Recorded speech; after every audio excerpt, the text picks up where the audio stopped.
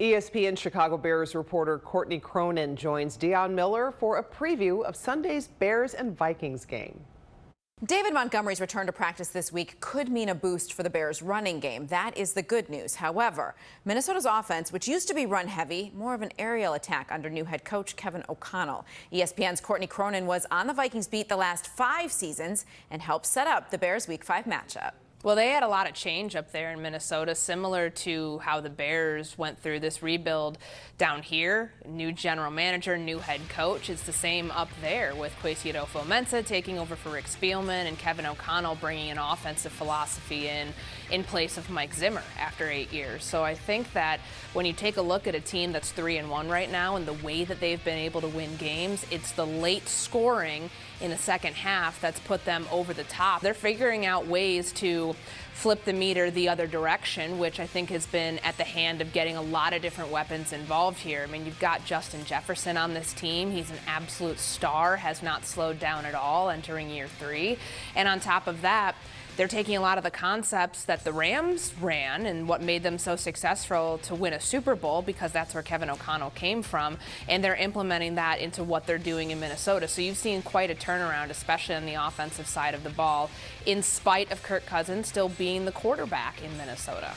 So the fact that the Bears could not stop Saquon Barkley is cause for concern heading to Minnesota, where they have Dalvin Cook and so many weapons to attack the Bears D. Yeah, and that's actually like the one thing I think that might be okay on their end. And I asked Matt Eberflus about this on Wednesday. You know, this used to be a very run-heavy, run-first team with Dalvin Cook and Alexander Mattison right behind him, and it still is that duo, but the philosophy has changed. They're averaging 98 rushing yards a game, which has them right around middle of the pack. So I do think, of course, you have to be concerned about where Dalvin Cook is at all times, but they're not focusing solely on that run-the-ball element in order to set themselves up for play action. They can do it without that. Like, they have so many different weapons within this offense, so it actually might be a good way for the Bears' run defense to get back on track. Level of confidence, here they go. They head to Minnesota, a tough place to play for this young team.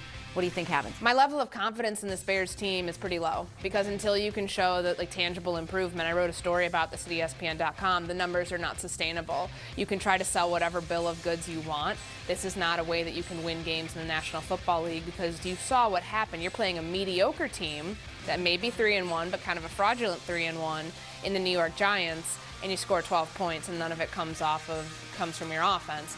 You can't do that against a team like Minnesota, which very well might be, you know, winning the NFC North this year, just considering how wacky the division is. Hey, if you like that video, be sure to subscribe to our ABC7 Chicago YouTube channel.